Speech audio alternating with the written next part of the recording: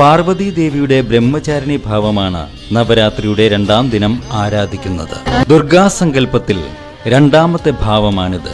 അറിവിന്റെ മൂർത്തിഭാവമായ ബ്രഹ്മചാരിണി ദേവി കുജദോഷം, മംഗല്യ തടസ്സം എന്നിവ നീക്കും. ഭക്തമനസ്സിലെ വിഷമതകളും നീക്കി ദേവി ആത്മവിശ്വാസവും സന്തോഷവും പ്രദാനം ചെയ്യുന്നു. മുല്ലപ്പൂക്കളോടാണ് ദേവിക്ക് പ്രിയം. നാരദമുനിയുടെ നിർദ്ദേശപ്രകാരം ശിവഭഗ്നിയാകുവാൻ വേണ്ടി കഠിന തപസ് അനുഷ്ഠിച്ചതിനാലാണ് ദേവിക്ക് ബ്രഹ്മചാരിണി എന്ന നാമധേയം ലഭിച്ചത്.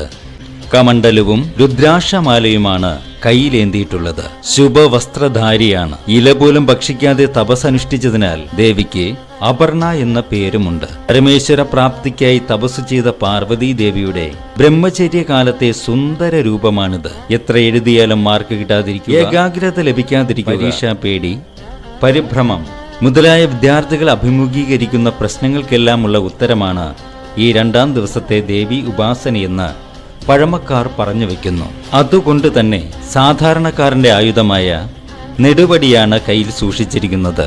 ദക്ഷയുടെ മകൾ സതീദേവിയുടെ പുനർജന്മം ആവർത്തിച്ചുള്ള നിരാകരണങ്ങൾക്ക് ശേഷവും അവൾ തന്റെ ഭക്തിയെക്കുറിച്ച് ശിവനെ ബോധ്യപ്പെടുത്തുവാൻ ശ്രമിച്ചുകൊണ്ടേയിരുന്നു. ശൈലപുത്രിയുടെ അടക്കാനാവാത്ത ഊർജത്തിൽ നിന്ന് ബ്രഹ്മചാരിണിയുടെ പക്വതയിലേക്കുള്ള മാറ്റം നമുക്ക് കാണുവാൻ കഴിയും.